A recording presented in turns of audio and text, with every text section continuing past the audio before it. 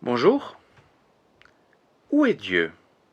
Tout le monde se pose un jour cette question, surtout quand notre existence passe par des difficultés.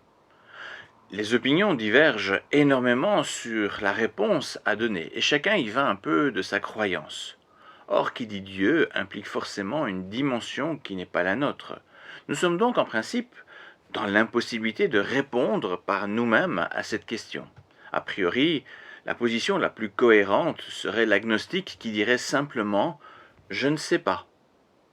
À moins que, en fait, il existe un seul moyen pour connaître la réponse à cette question. Il faudrait que Dieu lui-même y réponde. Or, c'est justement ce qu'il fait dans la Bible par l'intermédiaire du prophète Ésaïe. Voici ce que nous lisons en Ésaïe 57,15. Voici ce que déclare celui qui est plus haut que tout, dont la demeure est éternelle et dont le nom est saint. Moi, je suis vraiment Dieu, j'habite là-haut, mais je suis aussi avec ceux qui se trouvent accablés et humiliés pour rendre la vie aux humiliés et pour rendre la vie aux accablés. Dans la suite, je vous propose de considérer les deux éléments de réponse donnés par Dieu ici. Tout d'abord, il dit « j'habite là-haut ». Plus littéralement, on traduirait « haut placé et saint, je demeure ». Dans notre langage et notre culture, on dirait que Dieu habite au ciel.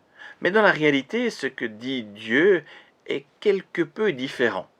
Il faut comprendre que Dieu appartient à une réalité qui nous dépasse complètement, qui n'est en fait pas comparable à ce que nous voyons ou même connaissons. En termes plus précis, on parle d'un Dieu transcendant, un Dieu au-dessus de toute chose, un Dieu qui se distingue de notre univers, qui se distingue de sa création.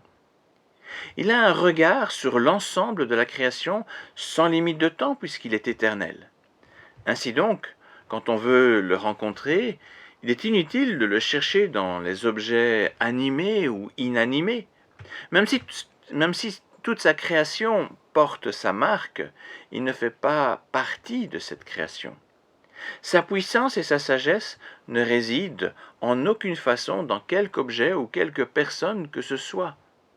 Inutile d'y chercher un pouvoir magique, il n'y en a pas et il n'y en aura jamais.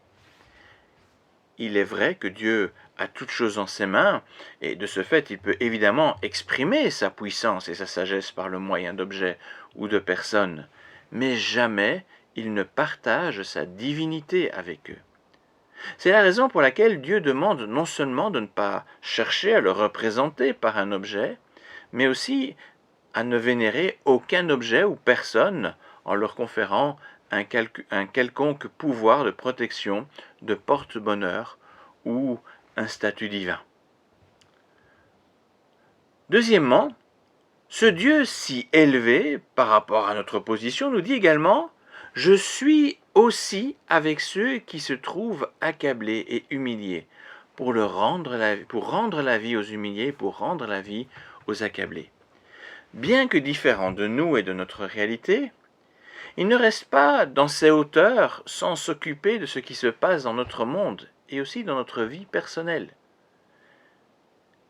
Il est aussi présent dans notre réalité, à la fois si différent et si proche de nous. Il n'est pas Dieu à créer et voir ce que cela donnera sans se préoccuper de sa création. Au contraire, avec le recul qui est le sien, il a la capacité à agir avec puissance, avec sagesse, avec amour aussi, dans les moindres détails de ce monde. En fait, aucune loi physique ou biologique n'existerait sans sa présence agissante jusqu'au cœur de l'atome. C'est sa présence qui permet la vie à chaque instant. Il voit et il connaît tout, jusqu'au plus profond de notre cœur. Le psalmiste décrit très bien cette réalité quand il écrit au psaume 139 « Tu sais si je m'assieds ou si je me lève, longtemps d'avance tu connais mes pensées, tu sais si je suis dehors ou chez moi, tu es au courant de tout ce que je fais. » Ainsi donc, bien qu'infiniment grand, Dieu connaît parfaitement nos joies, mais aussi nos peines, nos blessures, même secrètes, nos erreurs, également notre sincérité. Il est tout autre et pourtant si proche de nous. Où est Dieu quand nous l'appelons au secours? En fait, simplement là, avec nous, en nous avec cette magnifique promesse. Je suis là pour rendre la vie aux humiliés, pour rendre la vie aux accablés. Parce qu'il est le créateur de tout autre, il a les moyens d'agir. Et parce qu'il est présent à nos côtés, il a la possibilité d'agir efficacement au bon endroit.